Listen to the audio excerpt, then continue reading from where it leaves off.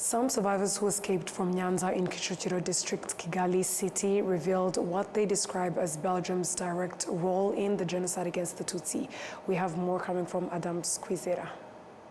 What is now IPRC Kigali was formerly Eto-Kicukiro Vocational and Technical School, where Maniraho Ernest sought refuge during the genocide against Tutsi.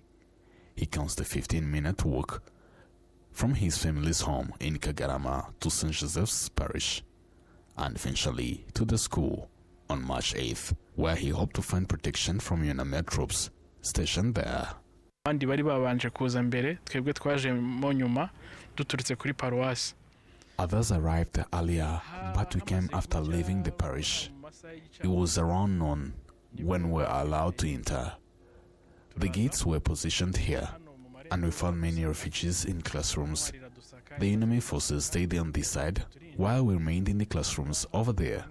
Ariko zo zabagamo hano, twebwe tubamo hariya. April 11th remains etched in Maniraho's memory, a day that reminds him of how desperate Tutsi were abandoned, left to Interahamwe, while even dogs belonging to the Belgian contingent of UNAMIR were given protection than people. Wabonaga ari ibintu bidasanzwe, intwari zirimo gupakira ibintu byabo, bari bafite imbwa, bafite n'abagore. Was quite mysterious. UNAMIR was packing their things, including their dogs and wives. Their cars were parked over there. We told them that if they left, the Interahamwe would come to kill us, but they didn't want to listen. Tukajya tubabwira ko Interahamwe zije kutwica, ariko ntibigeze babyumva. In addition to its role in fueling discrimination and division in Rwanda, Belgium's involvement in the genocide against Tutsi was also highlighted by Lieutenant General Romeo Dallaire, the former commander of UNAMIR. Then the Belgians decided that they were going to leave. It wasn't the UN telling the reduce, they said we're going. So they were pulling out. And because they were such a significant contingent, well, that influenced all the other contingents. Those who were abandoned by UNAMIR were later taken to Nyanza, where they were brutally killed. Ikimara kugenda rero urumva twahise dukwira imishwaro. After they left, the Interahamwe militia immediately came through that gate. We marched to Nyanza and they began asking us for IDs. Since we were from the neighborhood, they knew us. Later, after separating the Tutsi from the Hutu, they threw a grenade. However, survivors remind Belgium that despite being abandoned, they survived and have since rebuilt their lives with resilience and dignity. Ngira ngo rero mwe ubutumwa ababirigi badutaye mu menyo y'urupfu. I want to send a message to Belgians who left us to die. Whoever finds them first, tell them that Hodari Marie Rose is still alive. I'm no longer 53 years old. I am celebrating 31 years of resurrection.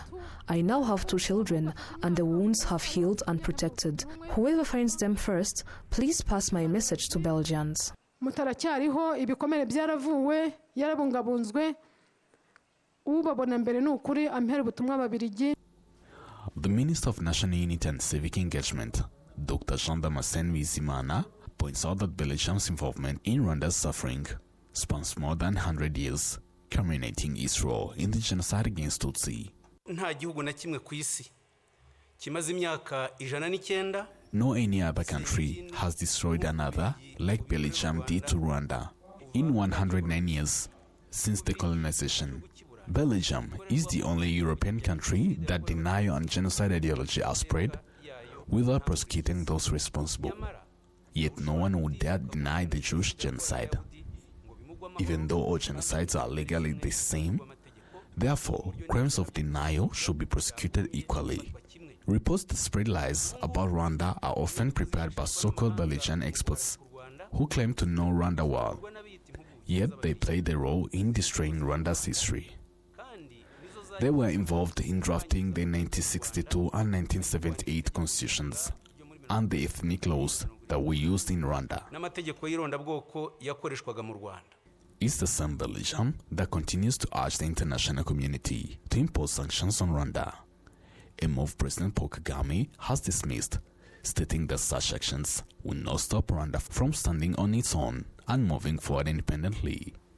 So these people who are there to the UN, they are there to these Western capitals, they are everywhere. They are just saying, Rwanda. This small country, this Rwanda.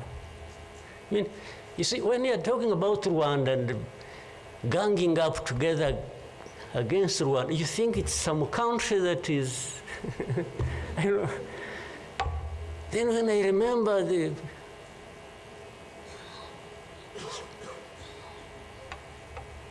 facts about it,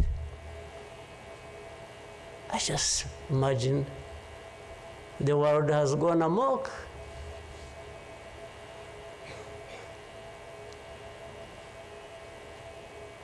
But in the midst of all that, we have to live. We have to live our lives, we have to fight for that, we have to live the way we want. And I tell anybody to his face to go to hell.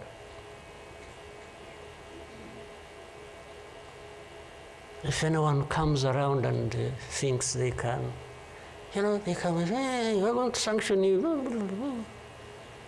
To what? Go to hell.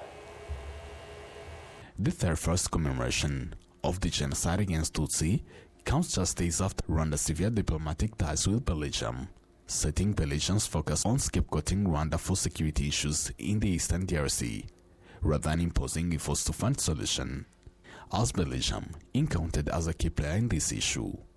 Belgium is also currently hosting individuals who continue to spread denial and genocide ideology. Adam Squizera, RwandaTV News.